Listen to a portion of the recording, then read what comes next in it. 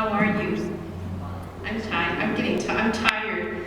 It's my nap time. We've been working long days, so we're a little bit tired, so please bear with us. Okay. I'm going to tell you a little bit more about, Wendy told you a little bit about how we came up with the title and the, sort of the idea for prize positions. I'll tell you a little bit about some of the problems that we had.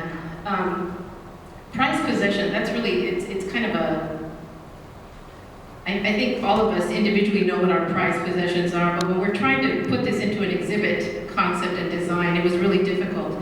Do we bring out the blingy items? Do we bring out the things that were most expensive? Well, that's not, I think we thought about that for a while, but then we realized that that wasn't the direction that we needed to go. We needed to find the objects in the collection that had the most compelling story behind them. We needed to decide what were the items that were not only prized by us as a museum, but also those items that were prized most by the people that donated them. I'm wearing a bracelet today, as you can see. This was a bracelet that my father gave to my mother just before they got married. He was a very poor man, had come to the United States and from a part of the Bracero program, the guest worker program. So when they became engaged, he was making very little money, but he was able to buy this piece of costume jewelry for her. And it's one of the things that she left me after she passed away, and I wear it all the time, and I kind of feel her spirit as well as the love that they had for each other through this bracelet. And that was kind of what we were trying to experience in this exhibit. And let me tell you, our emotions went high and low throughout this exhibit. I mean, there were tears, there was laughter, there was all kinds of things putting this exhibit together. Are you guys ready? Okay. So Charles came up with this, our main focal wall as you walk in is a definition of prized possessions. So I'm going to let him talk a little bit about how this came to be.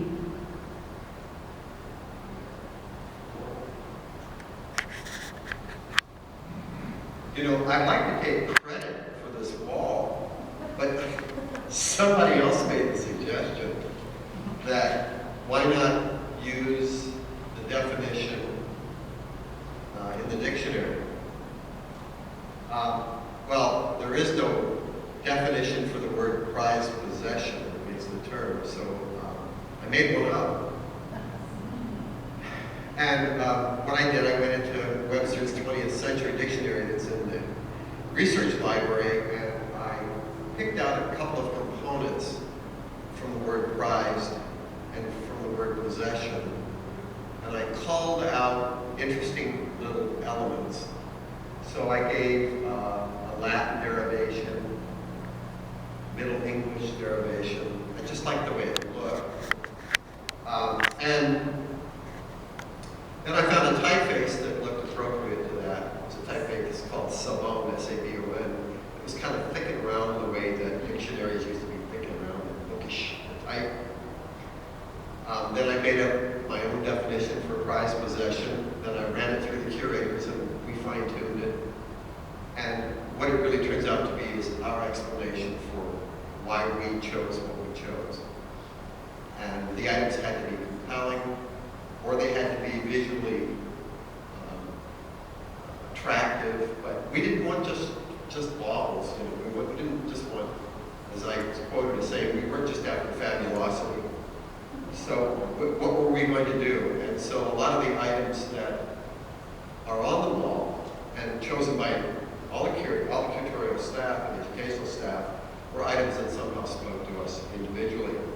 I did want to say one other thing about the main title of prized possessions, because that typeface, which I fell in love with, the typeface is named Scala. It was developed by a man named Martin Major, who's a youngster who developed this typeface in 1987, and he unveiled it at a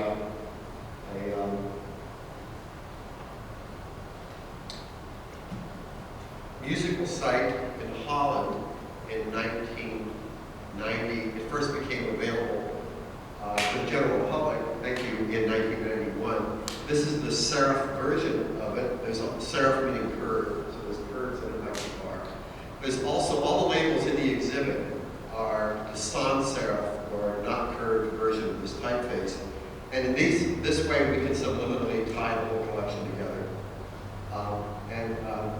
gorgeous typeface, and I think it worked really, really well. We tried a whole bunch of other typefaces, and staff had all kinds of opinions about it, but this one just seemed to work. So we went out, we actually purchased this typeface for this exhibit to make it work.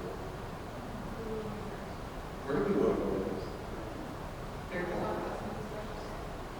We can go back. You want to do that?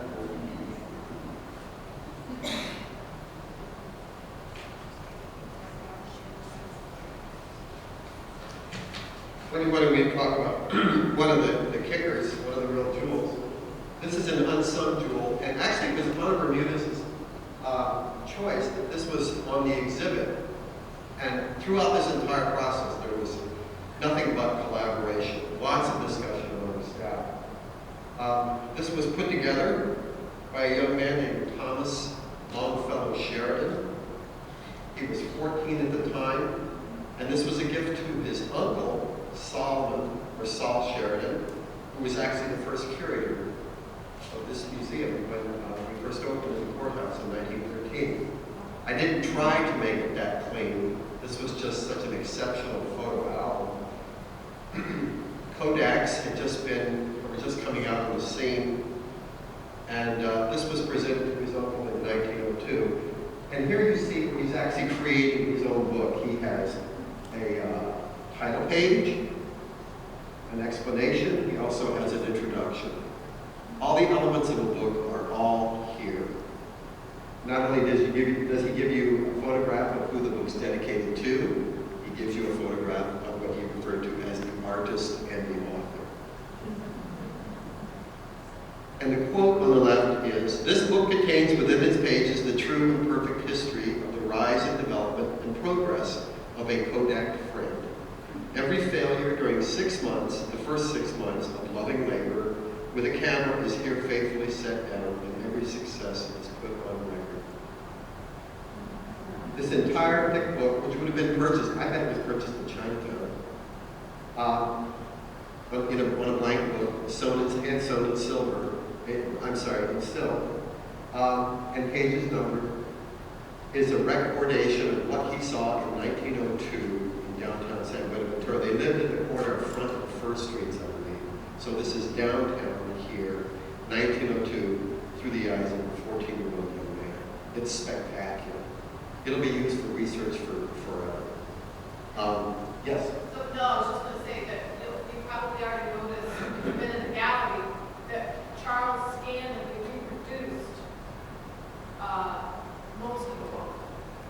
And you have to read, you have to go through there, take the time to read all the captions because they're priceless. It makes the whole thing. Some of the quotes come from Longfellow, Tennyson, Kipling. I think it was very representative of what this young man had at his disposal. Educationally, he's 14, and he's quoting all these people. The thing I wanted to say about the facsimile that we produced is that it was on a material that wasn't available a year ago. It's called Evergreen. It's 100% recyclable material, and it prints. And we're going to talk a little bit more about technology in other ways. We couldn't have done this a year ago, so we're able to print on cloth, or what appears to be cloth. People can handle it, because otherwise it would be very difficult to make this available to the general public. It's just too fragile. So it was a lot of fun to do, a lot of thought, the presentation. I've had 6 different people worked on this project just to make this album available to you.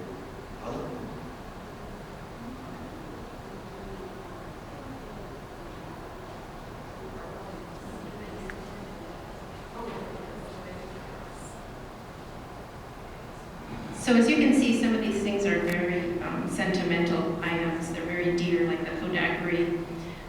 When we were talking about saving things that were sentimental to people, we realized that there was a clothing, we do save clothing, certain articles of clothing that are very near and dear to us. When talking to Shelley Foote, who is one of my volunteers and who has great experience at the Smithsonian in the costume department, she said there are 2 things that men and women save. For women, it's their wedding dress, and for men, it's their military uniforms. My husband came out of the Marine Corps in 1978. I have yet to get him to donate his dress blues to the museum. I think with this exhibit, he's almost ready, but not quite. So we have two things on the wall here. It's kind of our main panel. We have an Army uniform from the U.S. Army Air Corps that belonged to Don Foote, who was actually Shelley's father, who was born in Iowa, but he moved to Ventura in the 1930s. And after graduating from Ventura High School, he went into the Army Air Corps, later known as the U.S. Air Force, during World War II in the Pacific Theater. So this is his uniform. The jacket, which is commonly known as the Eisenhower jacket, it was standard issue to soldiers starting at the end of 1944. If you look at the uniform closely, when you go into the exhibit, you'll notice that the pants are a different color than the jacket. And that's very common because things were issued from different companies made the uniform, so it's not that one is faded because it's been laundered more, it's just that different companies made them, so the colors are a little off. The wedding dress belonged to Catherine Saylor Diedrich, who was born in San Bernardino and moved with her family to Wainimi in the 1890s. She married John Diedrich on June 5th, 1912, and both she and her husband were children of immigrant parents. They were married at Santa Clara Catholic Church in Oxnard and made their home there until their deaths. These are amazing pieces from our collection.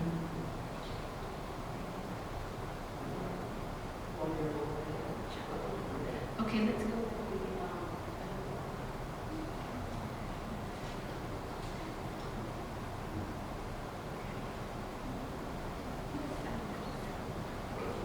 So this is a hookah that belonged to E.M. Sheridan, who was one of the curators of the Pioneer Society.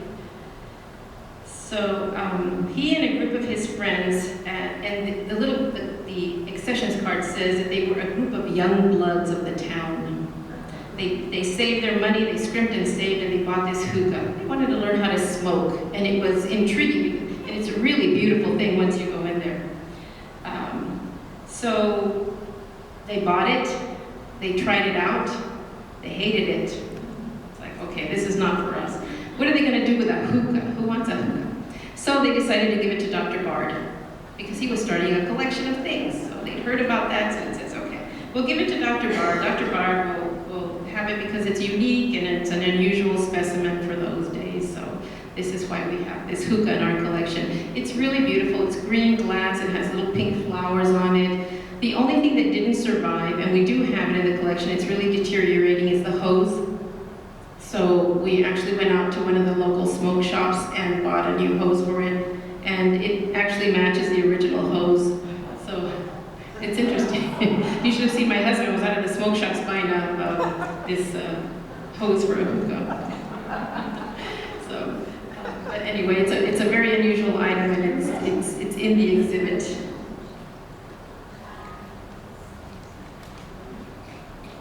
I just want to add, how cool is it that you can go down the street and in half an hour find a hose for a hookah? Have we not come full circle? Okay, all my notes are missing, so we're flying blind here. This is a couple of different versions of a book that was published by the Ventura County Historical Society in 1962. It was funded by Edith Hobson Hoffman. For those of you who know, that was Catherine Hagen's mother. They were huge supporters of the museum here. And Edith was a devout Catholic, member of the Sarah Society. They would go each year to Mallorca, Sarah's birthplace. In 1962, she underwrote the cost of the publication of the letters of Father Senyon, who was a priest. I don't have his years in front of me. He was an early priest at Mission San Buenaventura. And these were translations of his letters. The letters were actually in 4 different libraries, none of them here. And a historian named Leslie Bird Simpson took a key role in that. They hired a translator. All the materials were gathered together, translated, and set to letterpress type by one of the finest printers on the West Coast at the time. His name was Watt Kennedy. Really the best of the best. He was a San Bay Area printer. And Mrs. Hobson had John Howell, who was one of the esteemed rare book of the time in San Francisco, see the project through. This is really quite an event. There's 1,000 copies that were made, bound in blue, beautiful letterpress. That means ink on type. Letterpress book, handmade book. 1,000 copies were made. Well, when the estate of Catherine Haley became available, the family gave us Edith Hobson Hoffman's own copy, which was bound in coral lambskin. So it's one of one. And beautifully bound, put together by the Lakeside Press, which is in Chicago. Beautiful gilt edges, beautiful appointments. It's even gilded, edged inside. And along with that is a prospectus when the book was actually first unveiled at the Gleason Library, which is at the University of San Francisco in San Francisco. Remarkable combination of pieces with perfect provenance by the woman who actually brought about the publication. And I thought it was really a good opportunity to talk about the book arts as we walk away from that format, but also the intersection of art and scholarship all in one place. Really the best of the best. And I thought there's quite a story to tell here. We actually have an interactive that goes with this that has different kinds of leather that individuals can touch. What's the difference between goat and lamb and pig, for instance? And why would someone choose that? In that same vein, in skin of vellum, in this point, this instance is a page from a book of hours, Flemish, taken from a monastery, was originally created in 1475. We're looking at the hair side, and if you actually get close to it, you can see the hair follicles in it. It's the height of the art at the time. It's not only hand printed, it's hand illuminated with gilt edges, having at this point a scene of a bird in a tree. It's beautiful, it's indicative of the time. The books of hours, which were personal prayer books, really hit their stride between 1475 and 1500. The book as a printed item is 1454, so this is right at that transition when we have hand illuminated things. Now, why was it found in a monastery? It was found in a monastery because that's where they made books. So I really like these two items. I didn't realize I'd be talking so much about animal skin, but this was the height of it. The special book was made of animal skin as opposed to rag paper. And you can see the report.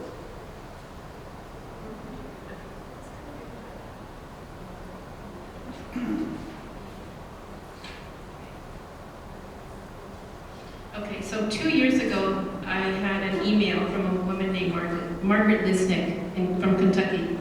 And she said, I have 2 items that I'd like to donate to your museum. I have this bronze sculpture by Robert Graham and a pot by Otto Heino. And I said, okay, the Heino pot definitely we would take, but why would we want a Robert Graham sculpture? Robert Graham's from LA. And I mean, it would be amazing to have one, but I wasn't really sure that it fit into our mission. So she told me that she and her husband were actually residents of Ventura County at one point in time, so I thought that was a good loophole to bring both of these items into the collection. I didn't know a lot about the Mocha Torso other than the fact that Robert Graham was a prominent sculptor in LA, and he'd created it, and he was married at one point in time to Angelica Houston, so that was my big thing. When I started researching the Mocha Torso for this exhibit, I found out a lot of information that I had that made me want to put it in this exhibit. The Mocha Torso was created in 1992, so this is right after the LA riots.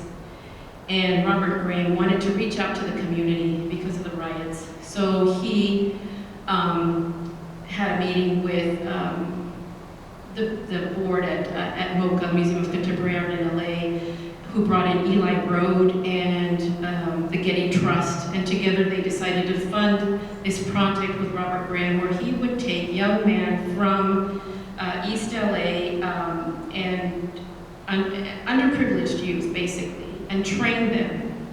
And through his training and expertise and working with them in his studio in Venice, they created a limited number of these sculptures.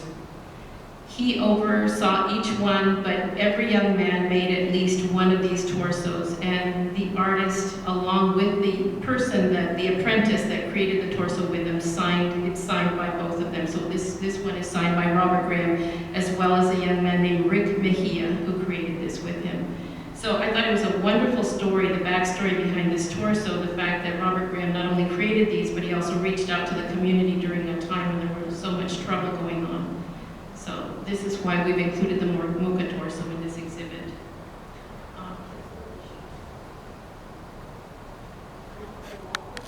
We can do the clothes. So we're going to go to the shoes, and you may have noticed if you've been to the gallery that we have a wall of shoes in the exhibit. It's purely a design element. They're not part of the collection. They actually belong to my daughter and myself.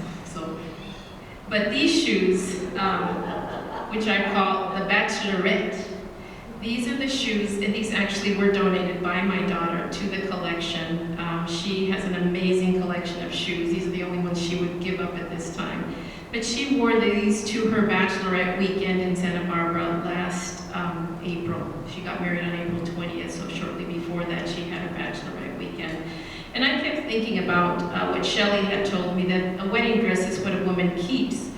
But my daughter and I had such fun in that year before her wedding, and she had so many firsts. There are so many firsts. There's a proposal, there's the engagement party, the engagement announcement, the dress shopping, the wedding invitations, and then finally the culmination in the bachelorette party and then the wedding. So the shoes were, it was so funny because her wedding shoes, she took forever to pick. She had a deep purple shoe for her wedding with feathers and rhinestones.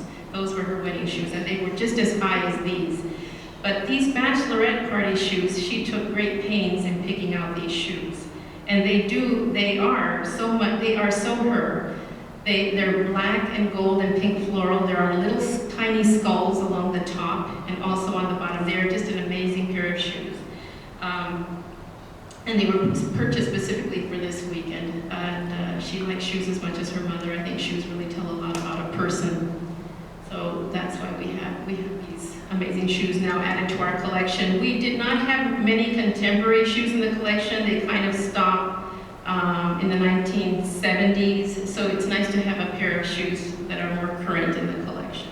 So if you have anything out there that you'd like to donate, I would love to have more shoes.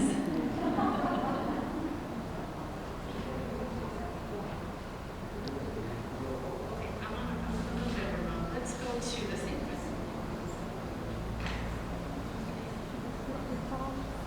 So we're going to go back in time a little bit to 1928 and the St. Francis Dam disaster. It's interesting that a lot of things happened in March, and it was 85 years ago this month that we suffered the second worst disaster in the California history, second only to the San Francisco earthquake in 1906. So this ledger is from the Sanitary Bakery in Santa Paula that was owned by the Jesus Terrazas family. And very interesting, they used to have a bakery in San Diego that was a Mexican bakery with your typical Mexican sweetbreads, etc.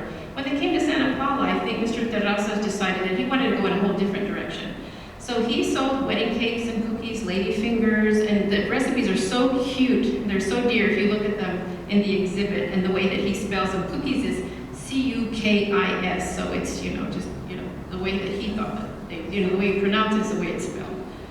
So every recipe that he had was carefully written into this ledger. But the interesting thing about the ledger that it also contained the names, the birth dates, and the death dates of his family members. So it was like his little Bible that he kept in the store. So it's got personal and professional information. So when the dam broke that night, the ledger was in the store. The bakery was completely destroyed. The ledger survived. You can read aside from the fact that the paper is a little brittle and brown, you can read the recipes perfectly. They're perfectly clear. They have not been damaged. You can see around the edge of the ledger, there's a little bit of water damage. Right in the middle, right where the binding is, in the very center of the ledger, you see the silt. The silt is still there from the flood. It's just really chilling. It's bone chilling. But it's a very interesting thing, so please take a look at that when you're in the exhibit.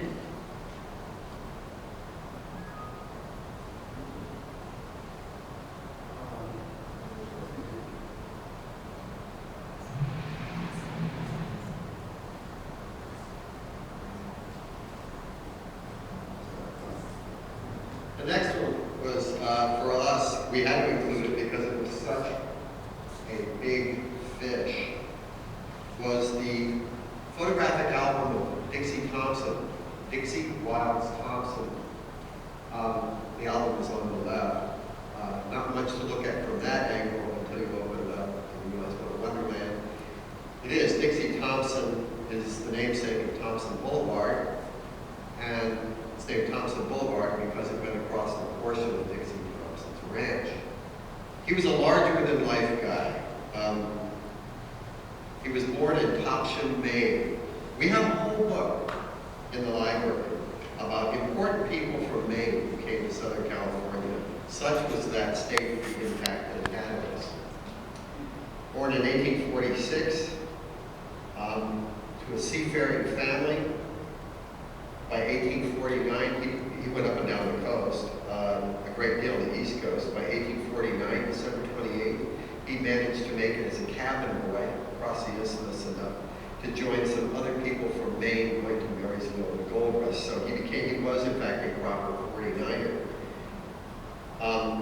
Like a lot of others, he failed to strike any gold. He returned penniless, joined a group of people, went to Vancouver and built cabins for a couple of years. In 1852, he saved enough money to purchase the schooner Sophia, which there are actually photographs of Sophia in Santa Barbara Harbor much later on. He used this at some point to come down and remove sheep from Santa Rosa Island. One of his relatives was Alpheus B. Thompson, who had a part interest in Santa Rosa Island. So Dixie Thompson comes down here because he has shipping smarts. By 1865, Dixie Wilds Thompson purchases 2,500 acres from Philippe Marzano, who is co-owner of Rancho San Miguel with Raimundo Olivas. The land that he bought here went from the San Juan Barranca to Olivas Parkway, from Highway 101 to the coast. He owned all of it. What did he do with it? He turned it into a ranch and a farm, and soon was able to say, and for 15 years running, had the largest lima bean ranch in the world. Extraordinary lima bean ranch. He was planting tons of seed, and also he developed a way, he allowed the barrancas to flow down, and he incorporated soil into the sand, so he grew all of what we now know as our state beach. He was growing lima beans. He also established a dairy right next to the mouth of the Santa Clara River. A remarkable, remarkable man. He was good at everything he did. So later in life, he caught the attention of W.W. Hollister, who owned the Arlington Hotel in Santa Barbara. And so in his later years, he became the manager of that hotel. He also managed a ranch, 227 acres in Santa Barbara. A remarkable man. Toward the end of his life, he really took a shine to parades, and he had one of the finest saddles constructed, the finest of the finest, the best craftsman, the best silver, and his saddle was the most expensive saddle ever made in the United States at the time. It's now on display at the Santa Barbara Historical Museum. 1903, Dixie Thompson died at the age of 77. And for about 5 or 6 years, his estate was in limbo. It was eventually sold. The property was purchased by the San Miguel Company, which we now know as Smith Hobson. So the Smith Hobson Foundation now owns the property. It was Dixie Thompson's. This was discovered by a dealer in Maine, and it was offered to a dealer in Moorpark, and that dealer in Moorpark offered it to us. It was the single most expensive thing we'd ever purchased in the library. We had 30 days to raise $12,000, and we did it in 21 days. So it's a testament to really that, and I love Ventura for that. We really dug down and we did it. And it took a lot of different kinds of people and levels of donation to do it. It's an extraordinary album. That's a photograph of Dixie. Up until this time, all that we knew about Dixie Thompson, and most of what people knew about Dixie Thompson, was just about his saddle and that horse.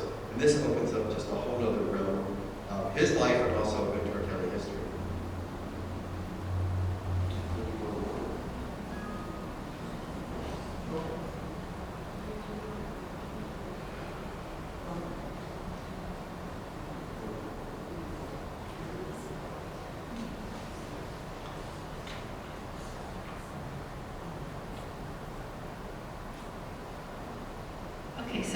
couple of things on this wall. These are small things that we put in shadow boxes. They're so tiny.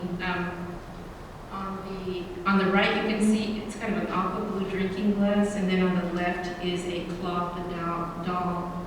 So the drinking glass is from 1893, and it was given to Raymond Garcia of Ventura on the day that he was born by his godmother.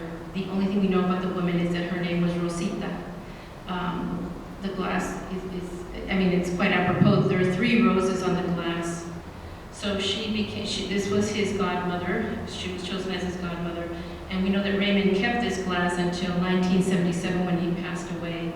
And eventually it was donated to the museum. It was donated to the museum by the family in 1981. In the Mexican culture, being a godparent is a very important thing. The parents become compadres with the godparents, and the whole story of compadrazgo is very important. You do become the surrogate parents in case something were to happen to the parents. That doesn't mean that you actually have to adopt the child, but you are responsible for their spiritual upbringing. So she was obviously a very important part of his life. On the left, the cloth doll belonged to a little girl named Emmeline Sisson.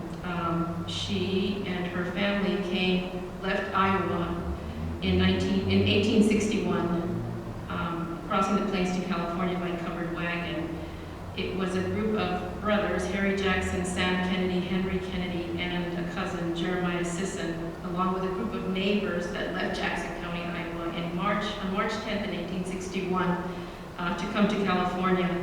The group consisted of 13 people, 9 wagons, 26 herd of cattle, and 15 horses. Not a large group, pretty brave.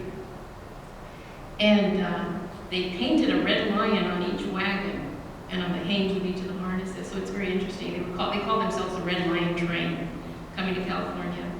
So it took them 6 months. The trip was 6 months to complete. They had to deal with Indians, sickness, death, poisoned cattle at one point. And all the while, she had her rag doll with her.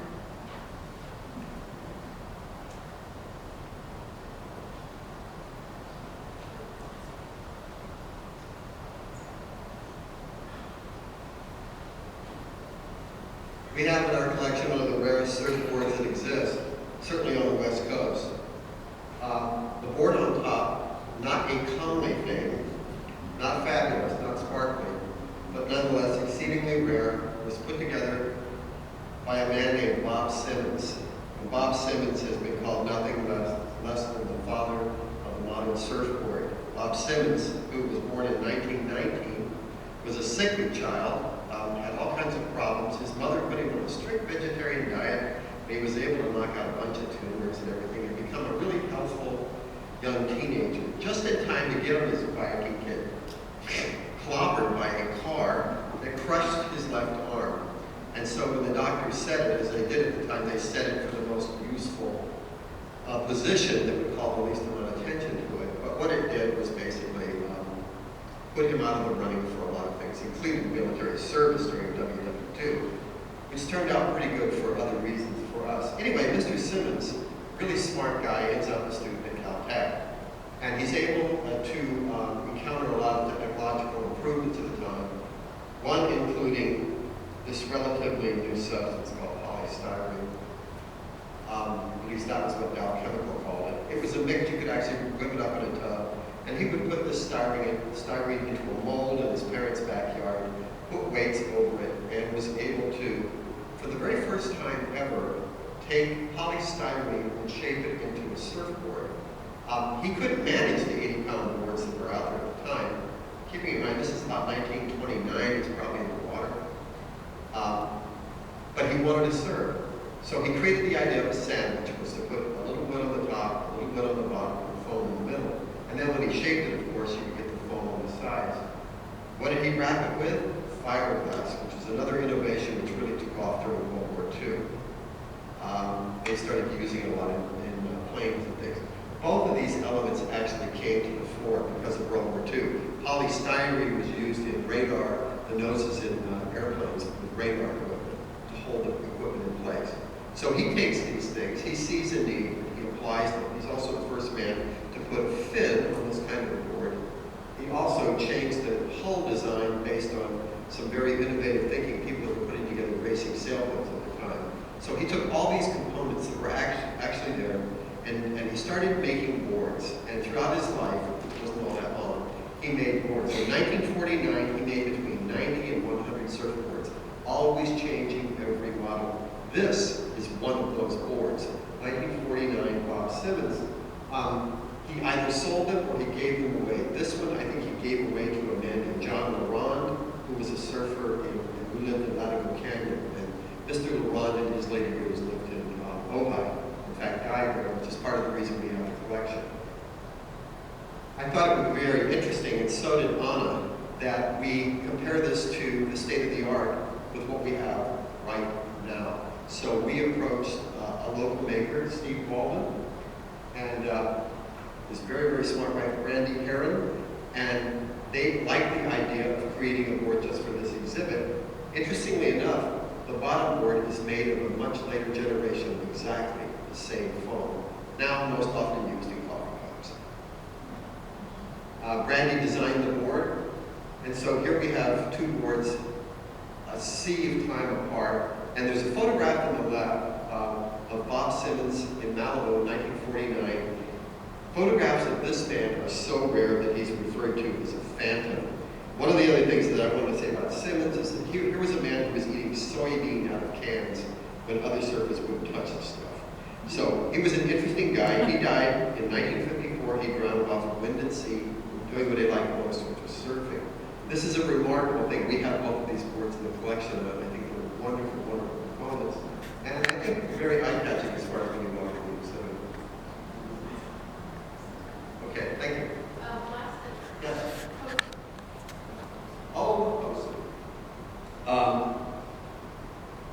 Not only do we have surfboards made for this exhibit, in speaking with the Director of Development, now Interim Director Robin Whitworth, we talked about the possibility of putting together some signature graphic for this exhibit. And I was aware of a world-class printer who had moved to Ventura County just a couple of years before. His name is Norman Clayton, and he's considered by some one of the 20 greatest living printers. Norman's about 50 years old, and he lives off of Rice Road in Ojai. So I approached Norman about this idea, and he said, well, give me some ideas. And Robin and I have been talking about this concept, as others, we have been talking about the concept of where the museum being located is where paths cross, and how this had been for a long, long time, long before there was a town here, a gathering place for travelers as well as local residents. So he took this idea, and he's very iconic in the way he thinks and graphic, so he came with the idea of converging arrows. What is not obvious in this image, but became very useful in the final, was he overlaid this over an image of one of the earliest maps we have in the collection, an 1855 U.S. survey map, and created 100 copies for each of the years that we have existed with the collection of this image celebrating the museum as a place where it's converging cultures and continues to do so to this day. And we think it's very interesting. We also used gold, a very, very subtle gold, which you can see in the exhibit, and it really resonates with the Beatrice chalice, which is right next to it. So that was the concept behind it a lot of time. I think he went through something like 10 or 12 versions to get it. So when you look at it, also the entire thing is printed in letterpress. That is, after we went through all the graphics, everything is printed with a polymer plate that was created. So everything is very tactile, and you can see that in the final print. He used some beautiful paper stuff for this too.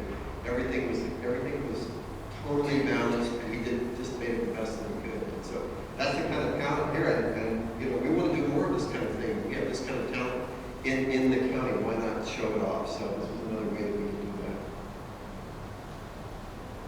Thank you.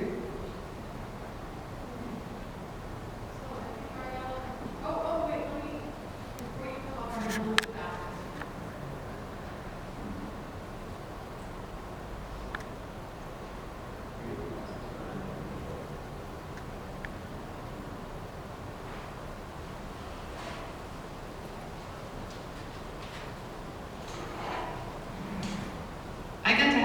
fun working with this team, and it was fun. I have to say, this was a great exhibit because we rarely, all four of us, get to work as closely together as we did.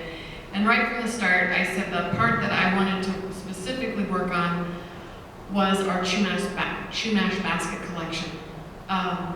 It's something that I have a great appreciation for, having worked with our school programs and really focusing on Chumash.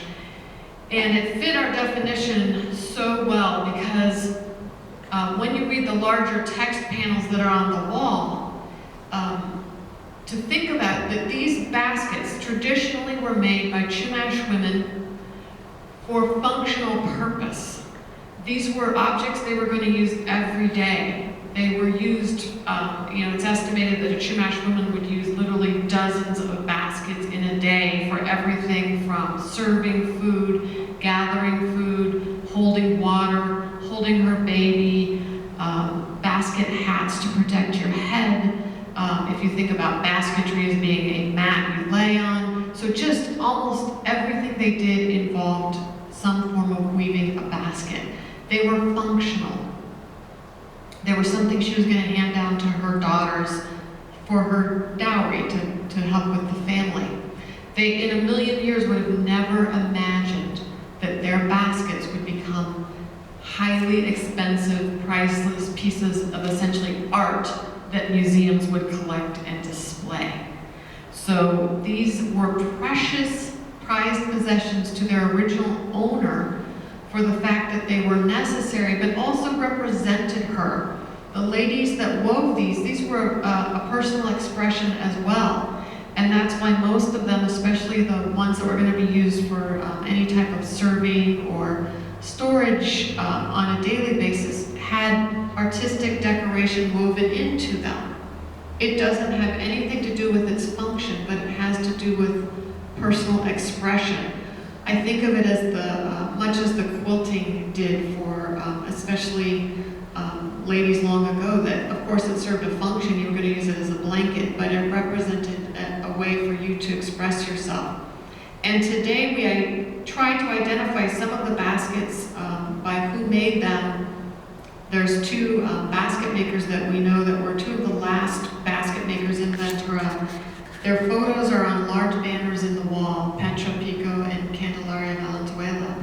And each basket maker tended to use certain designs that sort of became her signature. So sometimes you can even identify a basket.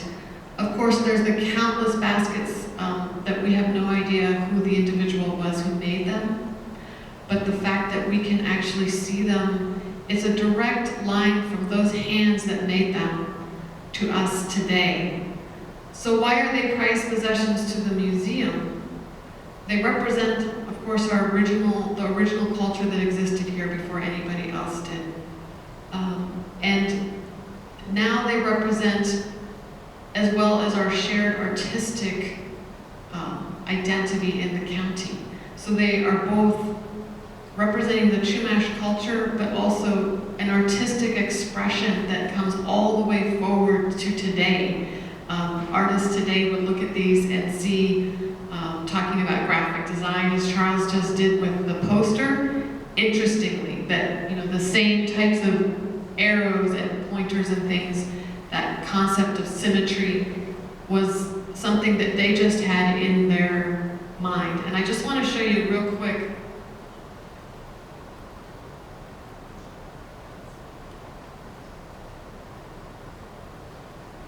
Thinking again about the hands that made these baskets. You can read the label to talk more. I have a whole label about the making of the baskets. They were prized possessions as well because the amount of effort that went into a basket like this was unbelievable. There's first a year spent tending and preparing the materials that you would use to make the basket. That's before you even get to the point where you're making it. But so from humble beginnings, this is juncus textilis that they would use. They would tend the stands of juncus because you have to harvest them at exactly the right time so that they're right for you. The end here, you can notice, maybe here, you can see closer later, is a little bit darker. That's the part that's closest to the ground. They it would save those darkest parts to use in some of the design elements, as well as if they wanted it to be the black or much darker, they would coil the prepared materials and bury them in deep humus type soil so it would become darker to be used. If they wanted it white or lighter for lighter design elements, they would actually carefully smoke it over fires to bleach it out. So all that had to go in that you were already seeing your design in the preparation of the materials. And when it came to making the basket, hands, a simple bone awl would allow you to poke the hole. One thing I do want to make clear is I refer to on the labels as sewing a basket because it's a distinction. Weaving involves taking strands and under, over weaving, such as that. These type of baskets are coiled. So you take the rods that you've stripped down so they're flexible, and you have your rods, so you would have 2 rods like this, and then you literally sew the rods together. So you're coiling the rods around. You use the awl to poke a small hole between the 2 rods. You take your stripped sewing piece and you're sewing it around the 2 rods. So you're going around and around and sewing those circles together. And that's how you create your design. The design is created by the sewing stitches. So you have to think about, they had to think ahead in their mind's eye what the design was going to be so that they would know how far along to go. And now look at it, I need 2 brown stitches, darker stitches. Okay, now I need 3 lighter, 1 brown, to be able to picture creating the design as they went around, as well as creating the shape. Nobody today can do this as fine as the ladies did it before. Nobody's been able to recreate that quality. So please do take a look at the baskets on display. Pretty much all of our finest baskets from our collection are currently on display. This may be the one and only time that you will see almost our entire basket collection out as once. They can't be on display all the time because damage can occur just being exposed to light and just being on display. So you have a few months now where you can see them all at once and really appreciate them.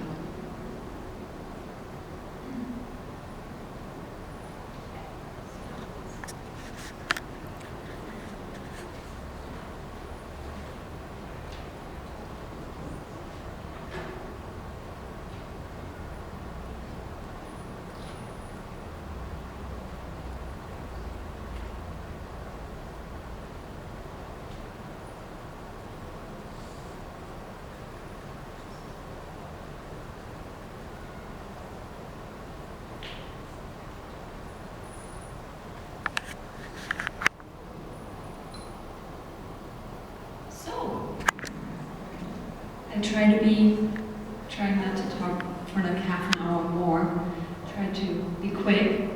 I wanted to talk a little bit about the exhibit in the sculpture gallery.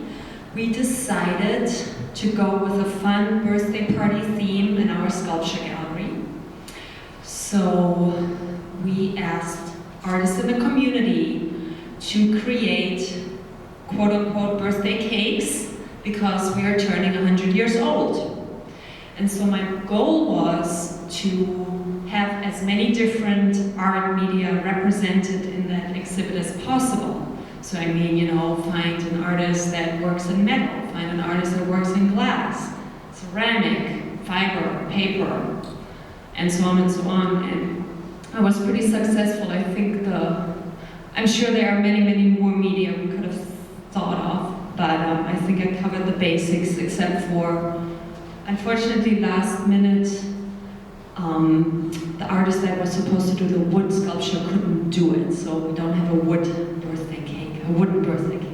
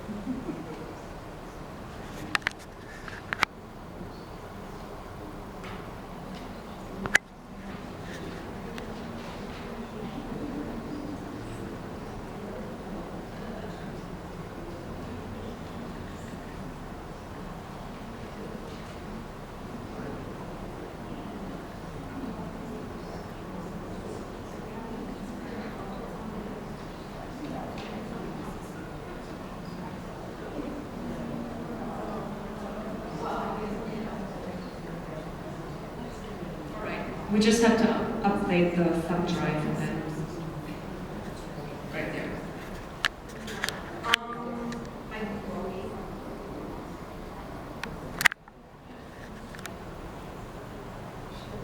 So, I just go through every artist. I keep it brief. This one is by Michael, I always say Rohde.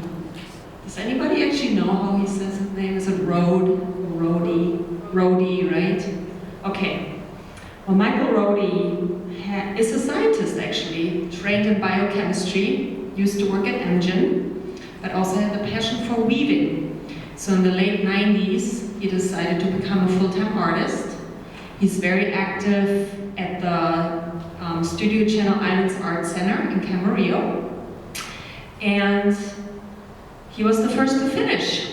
And he made us this lovely birthday cake in a basket technique. It's made out of silk yarns. And he dyes his own yarns. So he decided to dye the silk in the colors that he thinks represent Ventura County. So our outdoors. I was going to flip to the next one, but I can't. He has actually offered this one for donation, which I'm very happy about, because we don't have anything from his hands in our collection yet. On Saturday night, he told me that he did these type of sculptures, if you want, for a while, but he actually told me this is the last one he made. Because he moved on, he's now doing tapestries, or he went, I'm sure he also made tapestries before, but he said he's kind of done with this series, and he's moving on to just do tapestries. So it's actually kind of neat that we have a chance to own the last one he made. And there she is.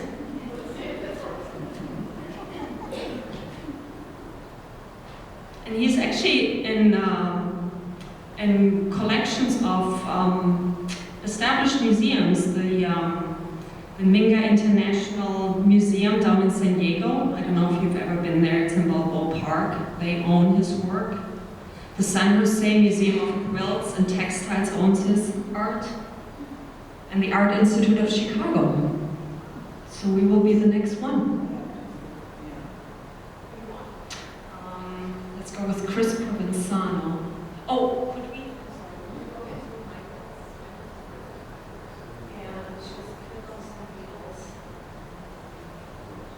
So I just went on the internet and I just found other works of these artists just to give you a better idea of what else they do, because it's kind of hard to get an idea about an artist just based on one piece of art.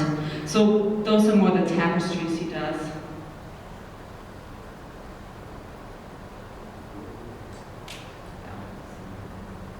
It's okay. And we can just quickly, yeah. Those are actually quite small pieces, and then he makes really large ones. Those are actually very large, even though it's a small image. Okay.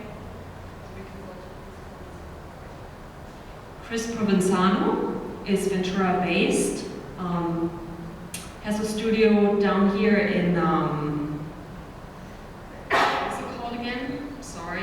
Ventura's Art City Studios on Duber Street off the Avenue. And she's a stone carver. And these are some of the sculptures she makes.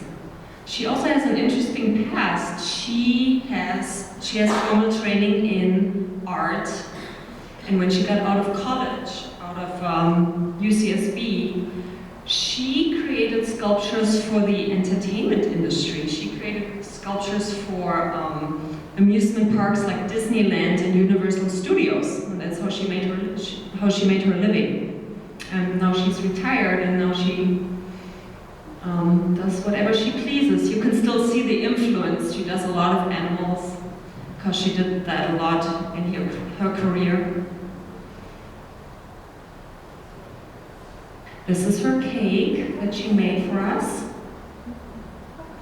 So those are 3 different types of stone Calcutta, actually 4, soapstone, Calcutta, calcite, and Carrara marble.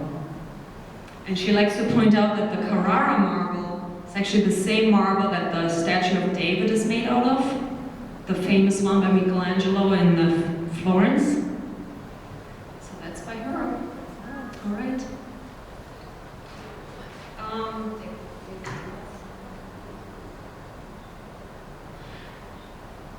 Dave Rivas also has an interesting history. He is going to retire in a week. He is, as he says, the boilerman at Arcturus Manufacturing in Oxnard. So he runs a steam generator for a 50,000-pound forging hammer. But he also discovered the passion for art, and now that he's retired, he can do even more. He, on the one hand, is a photographer, and he's a metal sculptor. And what he likes to do is he likes to work with found objects from the manufacturing environment. So that's where his many years in the manufacturing industry come from. So that's where his inspiration comes from. And we've shown his sculptures more than once. Actually, there are 2 big ones in the courtyard still that are visiting us. And he's been in the Between Heaven and Earth exhibit and many, not just one, many exhibits. And there it is. It's hard to see, but you can see all these things are found objects, except for this ring, this titanium and steel ring. I'm sure that he put that together himself. Next one.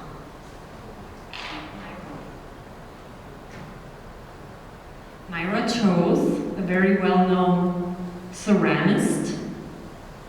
Here are some of the sculptures she makes. Some are more imaginative, some are more functional. Oh, here's the cake. Very colorful. She also got inspired by Ventura County's beautiful surroundings. Here's something a little bit more functional from her gallery. She was born and raised in the Chicago area. When she got out of college, she also stayed there for a while teaching ceramics. And then she slowly made her way to California, and she has taught at the Ventura College since the late 1970s. She's been here a long time, and she's up in Ojai. This is another sculpture we own, correct? This was bought by Howard Burrs and then donated to us. So she's very playful, as you can see.